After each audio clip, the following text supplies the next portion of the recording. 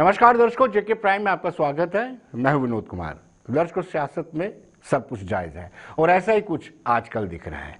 Gupkar alliance, दोनों घटक दल पीपल्स डेमोक्रेटिक पार्टी और नेशनल कॉन्फ्रेंस, दोनों ने ही कंधे से कंधा मिला करके साथ चलने का वादा किया था। साथ इसलिए चलना था कि उनको 370 की वापसी चाहिए थी और 35 को वापस लाना था। लेकिन आज हालत यह है कि दोनों एक दूसरे को लगातार क्रिटिसाइज कर रहे हैं। आरोप प्रत्यारोप का सिलसिला जारी है। अगर डॉक्टर फारूक अब्दुल्ला संसद के बाहर प्रोटेस्ट करते हैं तो महबूबा मुफ्ती जंतर मंतर में करती है। कल ही शमीमा फिरदौस, जो महिला विंग की स्टेट प्रेसिडेंट है, यूटी प्रेसिडेंट है, उन्होंने भी पीडीपी की अच्छी आलोचना की है। और आपको बताते चले, बड़ी बात यह है कि आज डॉक्टर फारूक अब्दुल्ला ने केंद्र सरकार पर आरोप लगाया है और जिसमें कहा है कि 6 मार्च 2022 के बाद परिसीमन आयोग को एक्सटेंशन नहीं दी जाएगी, ऐसा केंद्र सरकार ने कहा था, वादा किया था। लेकिन केंद्र सरकार ने अपनी वादा खिलाफी की है। हम इस पर चर्चा करेंगे। पैनल में हमारे साथ साहिल शर्मा है, जो ताल्लुक रखते हैं कांग्रेस से, स्पोक्स पर्सन है। साहिल जी, आपका स्वागत है। भूषण भट्ट नेशनल कॉन्फ्रेंस के सीनियर नेता हैं और ये फॉर्मर एमएलसी भी हैं। भूषणलाल जी, आपका भी स्वागत है। और ठाकुर अभिजीत जसरोटिया, जो बीजेपी के स्पोक्स पर्सन है, उनका भी स्वागत है। और एडवोकेट एमआर कुरैशी, जो स्काइप से हमारे साथ जुड़े हैं, वो पीडीपी से ताल्लुक रखते हैं, उनका भी स्वागत है।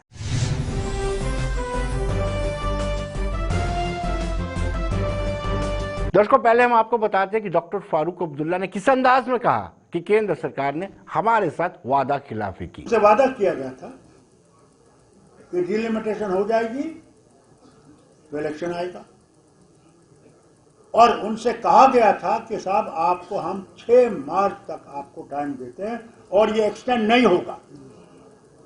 ये कहा था कि एक्सटेंड नहीं होगा।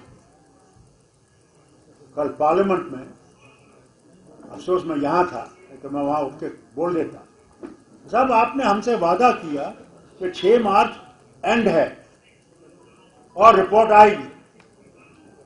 हम भी उसके मेंबर्स थे, मगर हमें आज तक उन्होंने न बुलाया, न कोई रिपोर्ट हमें दिखाई, न हमें पता कि कर क्या रहे हैं और बढ़ा रहे हैं। जिन्होंने खुद कहा कि 6 मार्च आखिरी दिन है, आज फिर से बढ़ा दिया और यह कहा कि टाइम लिमिट हमने फिक्स नहीं किया है, क्या पता 6 साल तक ऐसे ही चलता रहे। यह हाल है हमारी डेमोक्रेसी का। कहते एक बात है, करते दूसरी बात है। इनको इससे विवेक करना चाहिए। यहाँ के लोग इतना सफर नहीं कर सकते। बहुत तानाशाही हो गई, बहुत अफसरशाही हो गई, बहुत लेफ्टिनेंट गवर्नर की हुकूमत हो गई। अब लोग पाएगा, जैसे इन्होंने वो किसानों की बिल वापस ले ली, उस वक्त आपका वोट लेने के लिए वो आएंगे और आपको कहेंगे साहब हमने 27% दे दी। अजीब हालत है कि हर कोई गांव इस रियासत का, वहां आपके ओबीसी का कोई ना कोई होगा। और गुर्बत जबरदस्त गरीब है। बहुत कम आप देखेंगे आप में से, आपकी इस सेल से, जो गरीबी के हद से ऊपर हों, बहुत कम। इसलिए हमारा फर्ज है, हम सब साथियों का जो यहां स्टेज पर बैठे हैं, हमारी बहनों का, कि हम ये देखें कि इनके साथ जो नाइंसाफी हुई है उस नाइंसाफी को हम दूर कर सकते। ये जरूरी है। 5 साल की सर्टिफिकेट क्या है? आपका धर्म तो नहीं बदलता, आपका काम तो नहीं बदलता। क्यों ना आपको लाइफ लॉन्ग सर्टिफिकेट मिले? मेरी समझ में नहीं आता। मिलना चाहिए। और इंशाल्लाह मुझे उम्मीद है, अगर अल्लाह ने हमें हुकूमत सौंपी फिर से, तो हम लोग इसकी तरफ तवज्जो देंगे और जो ये नाइंसाफी आपके साथ हुई है इसको दूर करने की कोशिश करनी चाहिए। और जब लोगों की हुकूमत आएगी, यही अखबार जो आज क्यों नहीं कर रहे हैं, क्यों नहीं? मैंने कल पंतु की बात की आज किसी अखबार में आपने देखा है इनने पंडितों का लिखा है कि पंडित वहां से भाग के आए? कोई अखबार नहीं, नेशनल मीडिया में नहीं, काट दिया वो ने, खबरदार ऐसा नहीं लिखा। क्योंकि किसी को ये सब कहते हैं सच नहीं पहुंचना चाहिए, मगर अंदर से सच पहुंच रहा है अल्लाह अल्लाह करीम, उनकी मेहरबानी से नहीं, लोग जानते हैं क्या हो रहा है। मगर जो ही एक हुकूमत आएगी, यहाँ लोगों की हुकूमत आएगी, हम इन पर कर्ज नहीं लगाएंगे, लिखे जो लिखना चाहिए। अखबार की आज़ादी होनी चाहिए, मीडिया की आज़ादी होनी चाहिए, उससे हम भी जागते हैं। क्योंकि अगर हम कहीं गलत होते हैं तो ये हमें सही करते हैं, कहते हैं यहां पे आपने गलत किया है, एडिटोरियल लिखते हैं, तो हम भी जाग जाते हैं, यार ये जरूर कुछ होगा। हम दबाते नहीं, मगर क्योंकि हमारी मुसीबत यह है कि हमारा मीडिया इसलिए भी इनके नीचे दबा हुआ है क्योंकि वो चलाने वाले जो हैं वो गरीब हैं, वो इनके एडवर्टीजमेंट पे जिंदा है। सरकार उनका एडवर्टीजमेंट बंद कर दे, वो अखबार ही बंद हो जाएगा। ये हमारी मुसीबत। किसी भी तरीके से हमें कानून एक लाना चाहिए मरकज में, ये मीडिया पे कोई भी रोक न लगाएं, सिर्फ इस बात पर रोक लगाएं कि कोई कम्युनल डिसहार्मनी को न दिखाएं, ये हिंदू मुस्लिम सिख ईसाई फसाद को उभारे नहीं। उस चीज पे हमें इनको कर्ज करना चाहिए, बाकी इनको आजादी होनी चाहिए।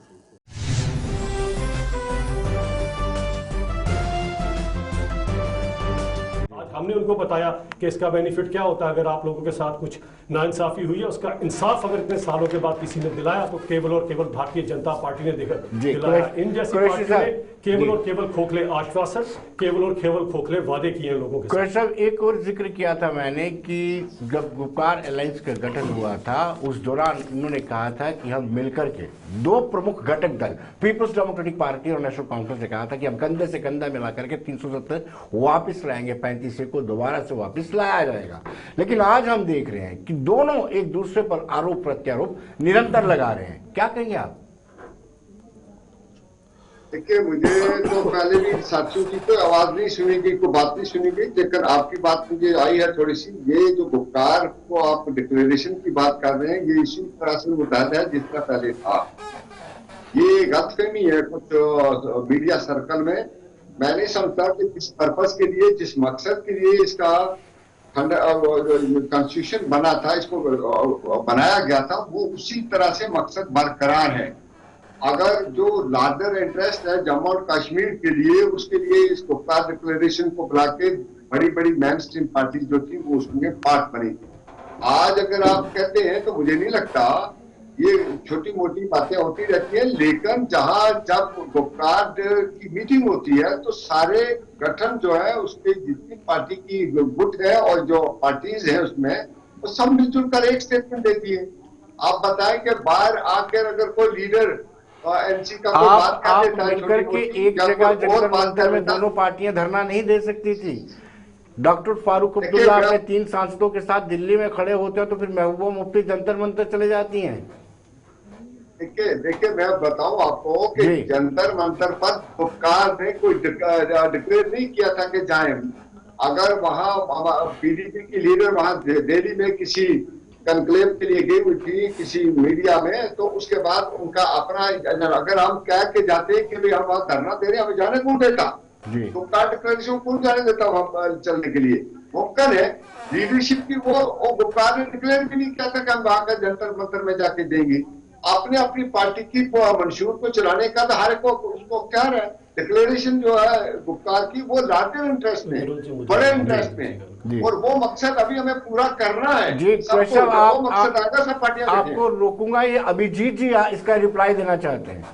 देखिए गुरुजी साहब, जब आप लोगों ने रिप्लाई देंगे जी, सुन लीजिए, आपको रिप्लाई दे रहे हैं, क्या रिप्लाई देंगे इसका? देखिए सुन लीजिए, जवाब आपको पसंद नहीं आएगा लेकिन देना मेरा फर्ज है ताकि आप जरा कुछ समझ सके बात को। जी। जब आप लोगों ने तो अपना गुप्कार ये declare अलायंस कर बनाया सकते था, इसको सो कॉल्ड, जिसे मैं गुप्कार गैंग तो कहता हूँ, कहते हैं तो ये। ये गुप्कार आज की भी कहते हैं उन इसको गुप्कार की फिंगर उन पर भी ये गलियों इकट्ठे होके में, क्यों गुप्कार चलते के हैं? उन लॉन्स में बैठ के आपने एक दूसरे की बाहों में बाहें जब डाली थी और कस्में वादे लिए थे, उसके बाद कि हमने डीडीसी के चुनाव इकट्ठे लड़ेंगे, फिर एक दूसरे के खिलाफ अपने डीडीसी में अपने कैंडिडेट भी प्लेस किए। बाहों में आपके एक बाहें दूसरे डालने के वो ऊपर गलत बात। एक दूसरे के साथ आप लोग सिंसियर नहीं है। आप लोगों के साथ क्या सिंसियर होंगे? सबसे बड़ी बात ये आती है, आपका गुप्कार ये जो अलायंस है, ये कभी भी कश्मीर के आम मुद्दों के लिए नहीं था, ना ही कश्मीर की आम आवाज के लिए था। आपका जो ये गुप्कार अलायंस बना था, ये केवल और केवल पावर, सत्ता कैसे वापस चपाई जाए, इसीलिए किया गया। तभी आज देखिए, आज फारूक साहब भी पीडीपी के खिलाफ बोल रहे हैं, अपने सभी जलसों में उनके खिलाफ बोल रहे हैं। तो आप कभी भी एक दूसरे के साथ वन वर्ल्ड एजेंडा है, भाजपा को कैसे रोके? वन वर्ल्ड एजेंडा है, आप इसका आपका नाम कश्मीरी आप से बताएं, वन पॉइंट एजेंडा कुछ लेना देना नहीं, केवल और जी। केवल गुप्कार अभिजीत के जी, गलियारों में बैठ के कुरैशी चाय साहब, पीने का मर्जी है। कुरैशी साहब, इनका कहना है वन पॉइंट एजेंडा सत्ता हासिल करने का, आपको कश्मीरी आवाम से कोई लेना देना नहीं है, दूर दूर तक देखिए, सरोकार मैं- नहीं है, सिर्फ सत्ता चाहिए, देखिए, कुर्सी पर निगाह है आपकी। देखिए मैं ये गलतफहमी भी इनकी दूर कर देना चाहता हूँ। जब 5 अगस्त 2019 को इन्होंने यहाँ रियासत की हैयत को इतना फना फिल्ला कर दिया, बर्बाद कर दिया, तो तब ये कहते थे दूध की नदियां बह जाएंगी, यहाँ जनाब ये इलेक्शन प्रोसेस होगा, यहाँ जमहूरियत पार होगी। एक खानदान ने खाया, दूसरे खानदान ने खाया, क्या खाया, अभी तक ये ढूंढते ढूंढते वो कटोरा ही आपका इनका गुम हो गया। मैं ये कहना चाहता हूं कि अगर इलेक्शन की हमें भूख होती जी। तो हमारे लीडर ने तो साहब का, अगर इसमें जब तक 370 बहाल नहीं होगा मैं इलेक्शन नहीं लड़ूंगी। सवाल यह है कि आज कौन से इलेक्शन हो रहे हैं कि हम बात कर रही है, हमारी जद्दोजहद अलग है। बीजेपी वाले ये कहते हैं कि महबूबा मुफ्ती को इस चीज का एहसास है कि वो अब जीत नहीं सकती है, ये अच्छा बहाना है। शायद आपसे जानना चाहूंगा कि जिस तरीके से ये कहा जाता है, भारतीय जनता पार्टी के लोग आप पर आरोप लगाते हैं कि आप कांग्रेस नहीं होती, पंडित नेहरू नहीं होते, और ये सारा कश्मीर इशू स्वर्गीय सरदार वल्लभ भाई पटेल को दिया होता, तो शायद ये नौबत ही ना आती। विनोद जी, मैं आपकी इस बात का जवाब देने से पहले का वल्लभ भाई पटेल का ही था। मेरे बड़े भाई अभिजीत जी ने जो बात की, मैं उसका जवाब देना चाहूंगा।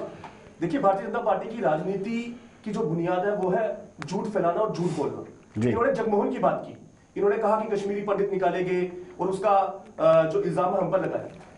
कौन पार्टी थी, कौन पार्टी समर्थन दे रही थी वीपी सिंह सरकार को? किस पार्टी की समर्थन से यहाँ पर जगमोहन जी यहाँ पे गवर्नर थे?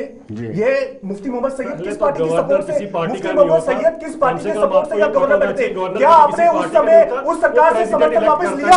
क्या जब कश्मीरी पंडितों को बाहर निकाला गया आपकी सरकार उस गवर्नमेंट को सपोर्ट कर रही थी? क्या आपने उस सरकार से समर्थन वापस लिया? नहीं, आपने तब उस सरकार से समर्थन वापस लिया जब लालकृष्ण आडवाणी को लालू प्रसाद यादव ने समस्तीपुर में गिरफ्तार किया। आप दो मुंह बात मत कीजिए। और मैं आपको बताना चाहता हूं विनोद जी, पिछले दिनों पनुन कश्मीर के जो आपके चेयरमैन है प्रोफेसर अग्निशेखर जी, उनका वीडियो आया, और जिस दिन हमारे देश के गृह मंत्री अमित शाह जी ने पार्लियामेंट के अंदर कश्मीरी पंडितों की नौकरियों को लेकर और उनको जो गवर्नमेंट हेल्प मिलती है उसको लेकर बयान दिया, उस बयान को टोटल रिजेक्ट करने का काम प्रोफेसर अग्निशेखर ने किया। उन्होंने कहा कि जो भी हमें सरकारी मदद मिली वो कांग्रेस के राज में मिली, जो भी हमारे बच्चों को रिजर्वेशन अगर बाहर कहीं कॉलेज में मिली वो कांग्रेस के राज में मिली।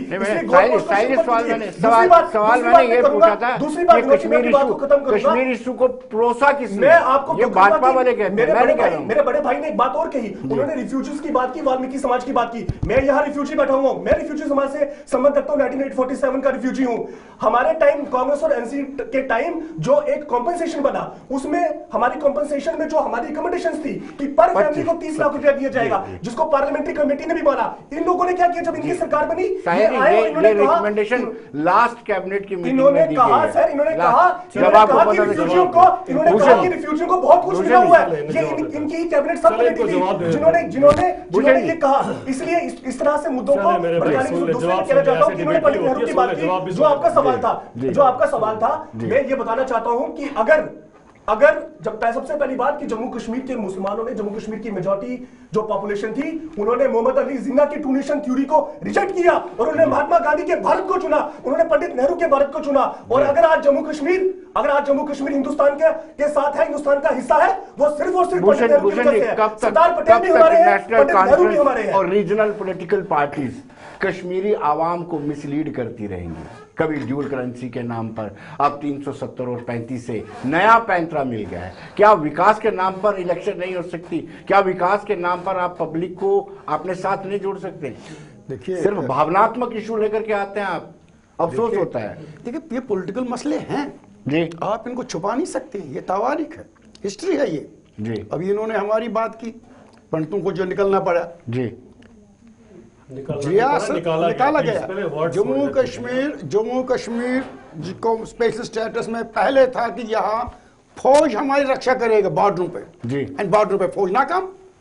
ये क्या सब्जियां लाने गए थे, मिलिटेंट्स आते हैं जाते हैं, फौज नाकाम, तो हमें निकलना पड़ा, निकाला गया।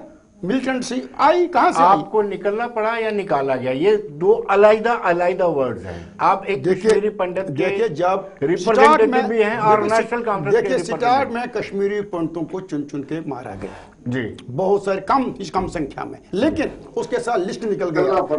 इस इलाके के 10 लड़के हैं, वहां के 5 है, भूषणलाल जी आप तैयार रहो, इस किस्म के नुस्खे निकल गए और हमें वहां निकल, और government of India intelligence India और कंट्री नाकाम हुआ हमें वहां पर। और आज जिस तरह से सिक्योरिटी वहां गांव में है, फौज है, अगर उन दिनों होता शायद हम नहीं निकलते जी। उस वक्त ठप हो गया था सारी एडमिनिस्ट्रेशन, कोई नहीं था वहां हमें बचाने के लिए। हमारे आज इसे सैन से मिलिटेंट निकलते थे, ये भी हमने देखा दौर। फारूक साहब ने पहले ही बोला, फारूक साहब ने बोला मैं लंदन चला गया। हाँ वो ठीक किया। और मुसलमान भी बहुत सारी बात तो उधर जनाब, मुसलमान भी बहुत बात इसे वहां से निकल गए बच्चों को लेकर, दिल्ली में सेटल हो गए, पढ़ाने लगे, क्योंकि वहाँ का वातावरण खराब हुआ, वहाँ के लोग नहीं चाहते, वो तैयार नहीं थे मिलिटेंसी के लिए वो तैयार नहीं थे।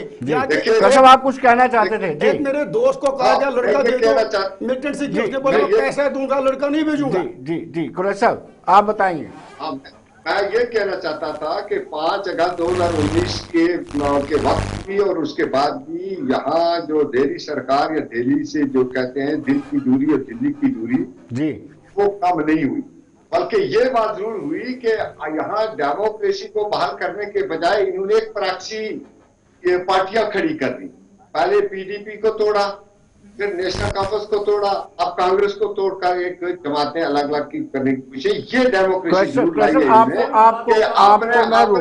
आपको रोकूंगा। क्या आपको नहीं लगता है कि एक तरफ आप कहते हैं कि कश्मीरी आवाम यूनाइट है इस बात को लेकर के कि हमारा विशेष स्टेटस छीना गया है, कैसे भारतीय जनता पार्टी सफल हो जाती है कि अलग अलग पार्टी को तोड़ देता है?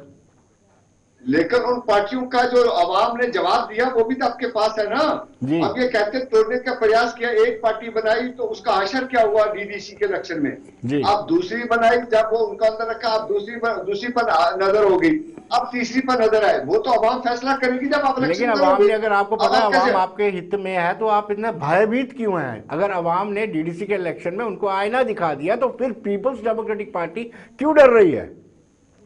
किसी तरह से कोई डर नहीं रही पीडीपी ने। मैं ये कहना है कि 5 अगस्त के बाद यहाँ ये कहा गया था कि दूध की नदियां आ जाएंगी, आसमान से तारे भी नीचे आ जाएंगे, यहाँ एक खानदान दूसरा खानदान गिना गया था, यहाँ का बाप बेटा और बाप बेटी की सरकार थी, यहाँ जो हालात ठीक कर लेंगे, यहाँ जो पत्थरबाजी खत्म हो जाएगी,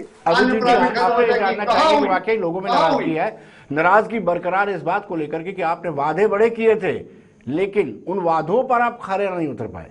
देखिए मैं बताता हूँ, ऐसा कोई नहीं है, हमारी कथनी करने में कोई फर्क नहीं रहता। जो हम कहते हैं वो कर दिखाते हैं और हमने कर भी दिखाया। अगर हमने 370 को तोड़ने की बात की थी तो हमने तोड़कर भी दिखाया। रही बात जो कुरैशी साहब की बार बार दूध की नदियों की बात कर रहे हैं, कौन सा दूध है? वाला दूध तो नहीं है जो आपकी महबूबा मुफ्ती कहती थी बच्चे आर्मी कैंप में लेने जाते हैं। भाई साहब इस तरह का दूध नहीं, हमारी इस तरह की दूध की नदियां नहीं है कि हम ऐसे कटाक्ष अपने लोगों पर करेंगे या उनके ऊपर पैलेट यूज करेंगे। यहाँ पर 370 टूटा और एक परिंदे ने भी पर नहीं मारी, कोई ये गोली भी न चलानी पड़ी हमारे को। भारतीय जनता पार्टी जो है बड़ी बात जानती है। और एक सबसे बड़ी बात कुरैशी साहब आपको कह देना चाहता हूं, जरा प्लीज किसी तरह से कम इन टेररिस्टों की सपोर्ट ना करें। आपकी महबूबा मुफ्ती साहिबा जो जंतर मंतर में जो प्ले कार्ड हाथ में लेकर बैठी हुई है, उसके ऊपर आप सीधा मेहरान का जो है शालान का उसको सपोर्ट कर रही है आप। और मेहरान शालान वही है जिसने वो मैडम सुपिंदर कौर मार दी और वो टीचर दीपक मार दिया और वो बेचारा पुलिस वाला मार दिया। वही है जिसकी सपोर्ट में आज आपकी मैडम जंतर मंतर में बैठकर दिखा रही है कि मैं टेररिस्टों की सपोर्ट में आ रहे हो, जिस तरह की दोगली पॉलिसी से आपने कश्मीर का बेड़ा गर्क किया है,